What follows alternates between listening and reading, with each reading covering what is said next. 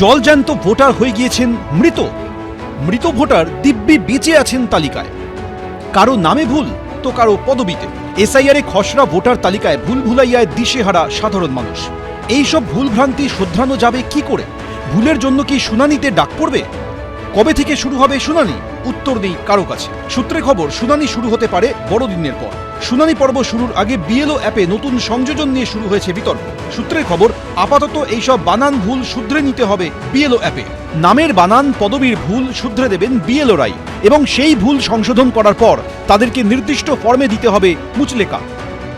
ভোটারের কোনো স্পেলিংয়ের মিস্টেক আছে, অথবা মিডিল নেম বা লাস্ট নেমের ক্ষেত্রে কোনো ভুল উল্লেখ হয়েছে, তাহলে সেক্ষেত্রে সেটা তারা কারেকশান করে দিলে সেটাকে ম্যাপিং করে নিতে হবে। এবং তার সাথে সাথে বিএলওদের একটা আন্ডারটেকিং দেওয়ার কথা বলা হয়েছে, এবং পরিষ্কার করে সেই আন্ডারটেকিংয়ের মধ্যে লিখতে হবে যে কী কারণে তাকে ম্যাপিং করা হলো।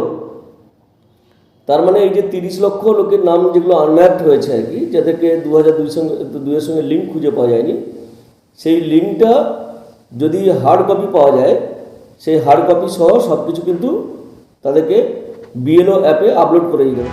এই মুচলেকা নিয়ে সমালোচনায় সরব হয়েছে বিএলওদের একাধিক সংগঠন। জাতীয় নির্বাচন কমিশনের এই নিত্য নতুন কাজের প্রতিবাদে সরব হয়েছে তৃণমূলপন্থী বিএলওদের সংগঠন বিএলও অধিকার রক্ষা কমিটি। সোমবার থেকে তারা আর বাড়তি কাজ করবেন না বলে জানিয়ে দিয়েছেন নির্বাচন কমিশনকে। ইসিআই সমস্ত যা ভুলভাল পদক্ষেপ, যা খামখেয়ালিপনা, সব কিন্তু চাপানো হচ্ছে বিএলওদের ওপর। আমার সিদ্ধান্ত, আমি আর কাজ করব না। ইসিআই এর এই খামখেয়ালিপনা শিকার আমি হব না। এইভাবে যে সমস্ত আমরা বিএলওরা আমরা এত নিপুণভাবে নিখুঁতভাবে কাজ করেছি, তারপরেও এআই জেনারেটেড এইভাবে রিভেরিফাই লজিক্যাল ডিসক্রিপেন্সিস বারবার আমাদের কাছে পাঠানো হচ্ছে। এইভাবে আমাদের পক্ষে কাজ করা কোনোভাবেই সম্ভব না।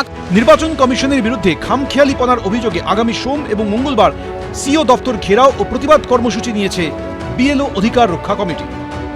সম্পূর্ণ অপরিকল্পিতভাবে এসআইআরটা করার জন্যই তো দুদিন অন্তর একটা করে নতুন ফতোয়া, নতুন অ্যাপ, নতুন সার্কুলার এটা জাতীয় নির্বাচন কমিশনকে করতে হচ্ছে।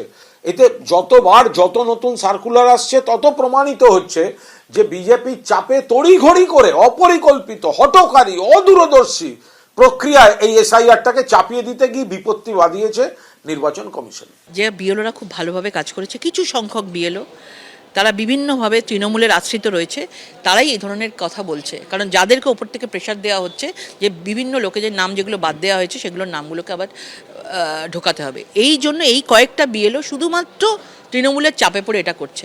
বাকি বিএলওরা খুব ভালো কাজ করেছে এবং আমরা দেখেছেন খুব তাড়াতাড়ি আমাদের এই কাজ বিএলওরা শেষ করেছে। নির্বাচন কমিশন সূত্রে খবর, নামের বানান বা স্ত্রী পুরুষ নির্ধারণে ভুল থাকলে বা বাবার নাম পরিবর্তন হয়ে গেলে তা বিএলও অ্যাপে সংশোধন করা যাবে। মুচলেকা দিয়ে তা সংশোধন করতে হবে বিএলওদের।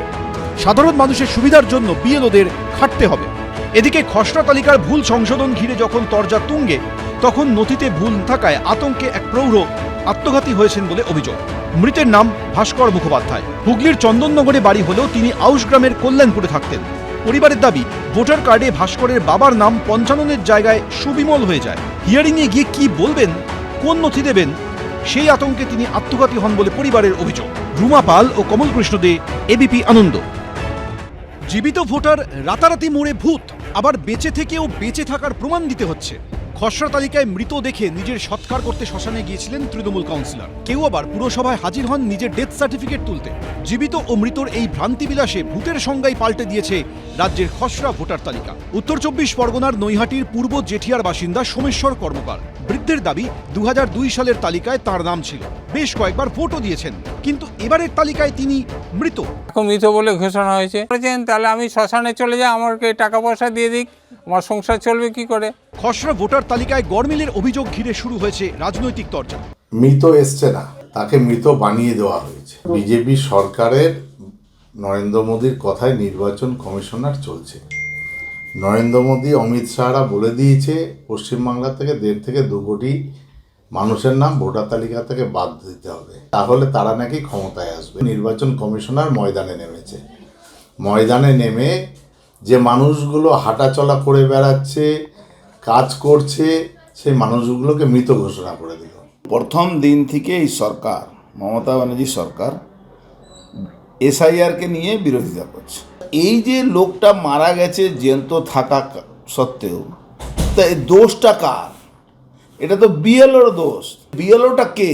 বেশিরভাগ বিএলও এই রাজ্য সরকারের আঙুল হিলানিতে কাজ করছে। অন্যদিকে খসড়া তালিকা বের হতেই আতান্তরে পড়েছেন বেহালার বাসিন্দা সুব্রত মিস্ত্রি। তিনি নিউ আলিপুরের শাহাপুর মথুরানাথ বিদ্যাপীঠের গ্রুপ সি কর্মী। অভিযোগ, খসড়া তালিকায় বাদ পড়েছে তার নাম। উল্টে নাম উঠেছে সোনারপুর উত্তরের বাসিন্দা আরেক সুব্রত মিস্ত্রির, যিনি আদতে বাংলাদেশের নাগরিক। খসড়া তালিকায় আমি দেখতে পেলাম আমার নাম আসেনি। কিসের এসআইআর? আমি 2002 সালের ভোটার লিস্টে আমার নাম রয়েছে, আমার বাবা মায়ের নাম রয়েছে। আমি 2002 সালের আগে আমার ভোটার কার্ড বানানো, অথচ সেই লোকটি যে বাংলাদেশ থেকে, সে ওখানে বললো, স্বীকার করলো আমি বাংলাদেশ থেকে এসে ভোটার কার্ড বানিয়েছি, তার নামটি লিস্টেড করা হলো। এই যেহেতু ওর ফর্মটা যেহেতু সাবমিট করা হয়েছে, যখন এনুমারেশন ফর্ম এসেছিল, এনুমারেশন ফর্মে আমার এখানকার সুব্রত মিস্ত্রির ছবি ছিল ফলত, এবং সে এখানকার তার নামও ভোটার লিস্টে রয়েছে, এই জন্য তাকে ফর্ম দেওয়া হয়েছে, সেটাই সাবমিট হয়েছে, আর তার জন্য খসড়া লিস্টে ওর নামটাই এসেছে। জীবিত ভোটার কিভাবে তালিকায় মৃত হলেন জানতে বিএলওদের শোকজ করে নির্বাচন কমিশন। উত্তরও দিয়েছেন বিএলওরা।